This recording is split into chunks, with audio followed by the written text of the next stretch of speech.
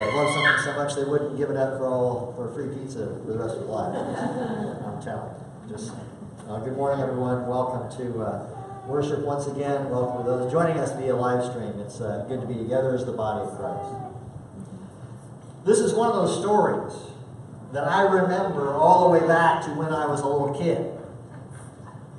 And I remember being frightened at the idea of having to give up my toys in my mini bike and to give the proceeds to the poor. I liked my toys. I liked my mini bike.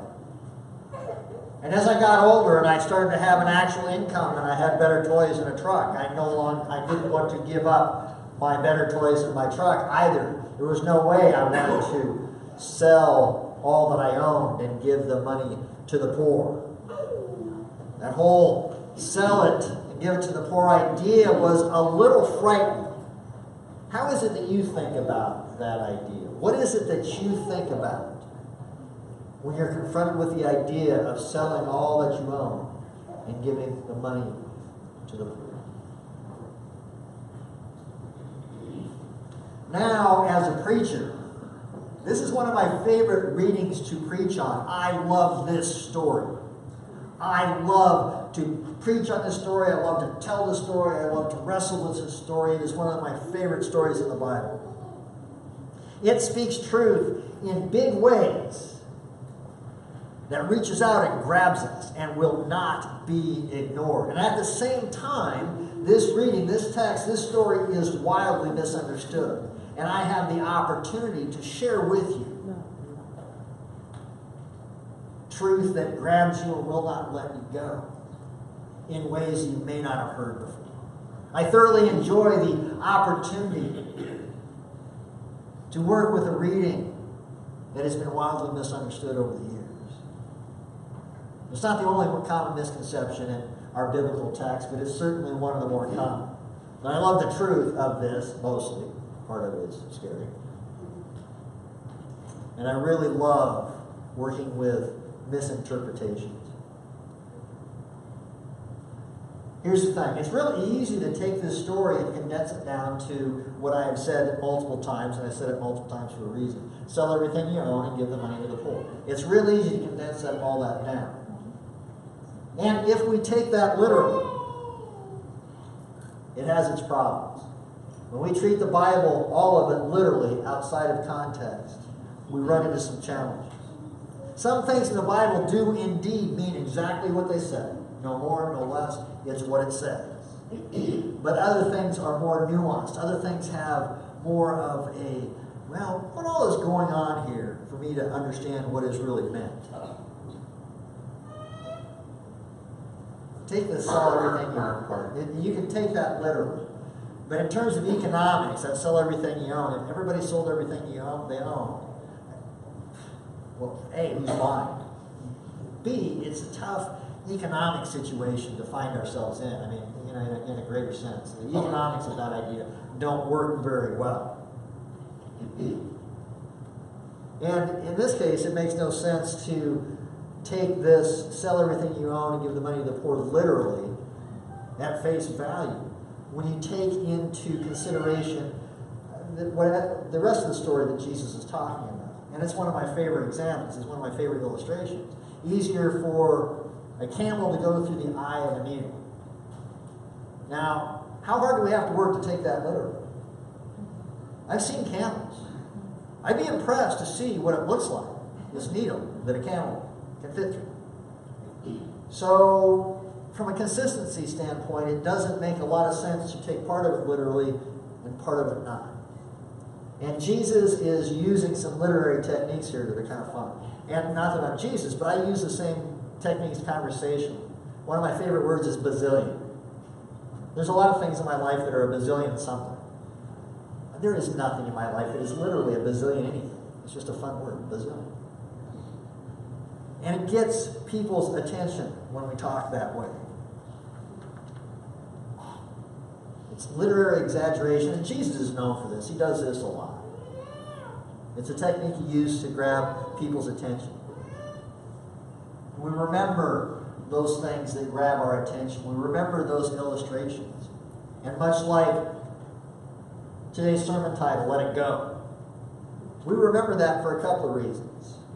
We're shocked at the idea, I see the eyebrows, I'll get to that in just a second. We're shocked at the idea of literally letting it go.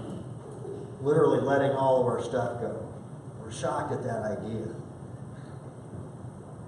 And not to mention, if you've been around a 5-year-old the last couple of years, you hate that song as much as I do. Sorry for the earworm. So now, I've confronted you with the idea of actually literally letting it go, which has got your attention. And I've used a literary technique that is familiar to many, not all, familiar to many.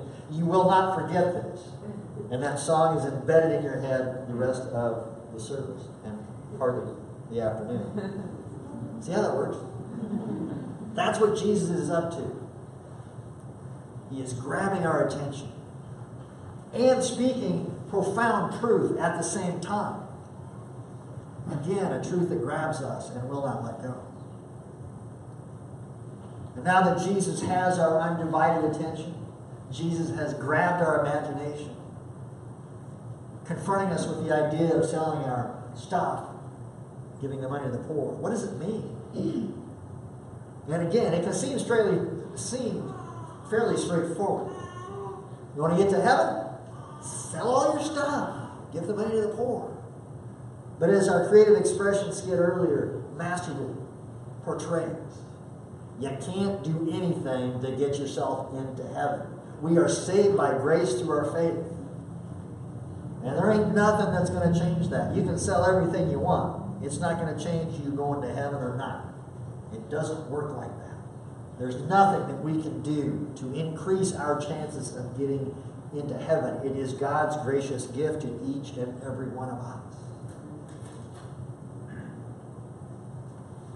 You can try selling all your stuff on Craigslist and giving the money to People's City Mission.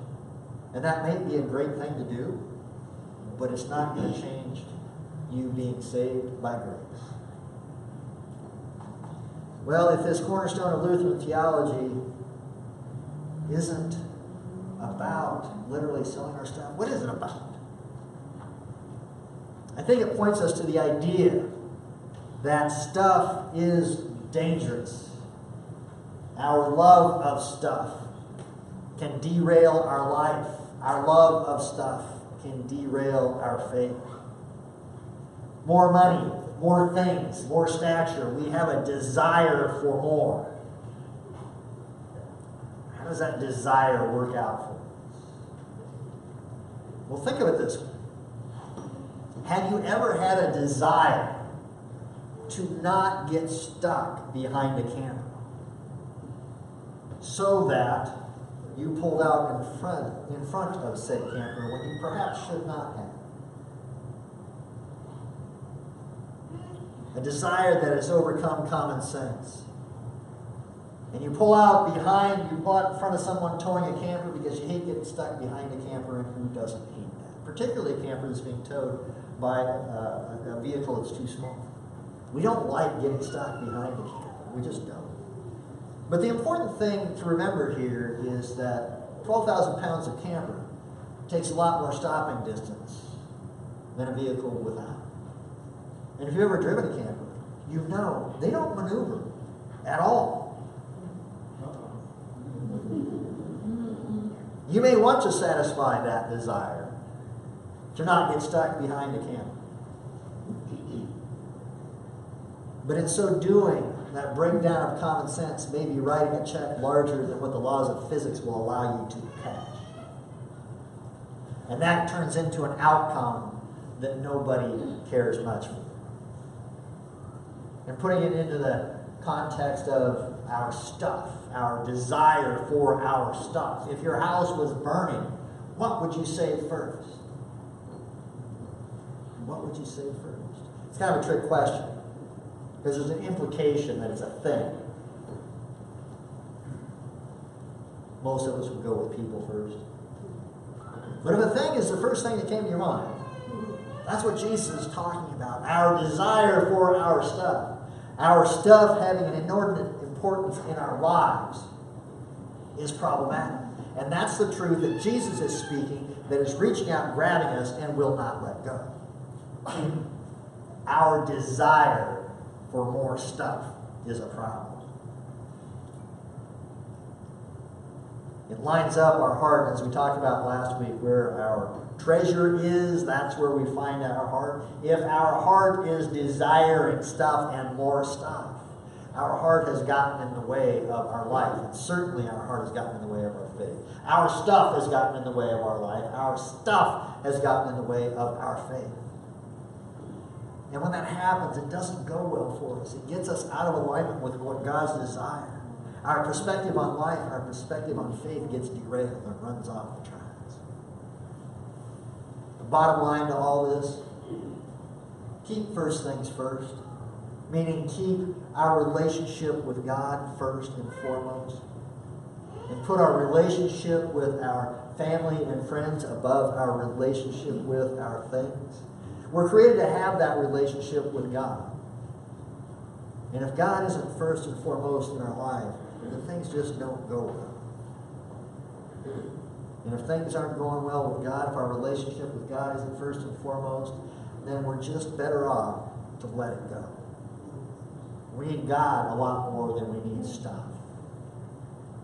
Let it go. Thanks be to God. Amen. I invite you to please stand as you are comfortable in.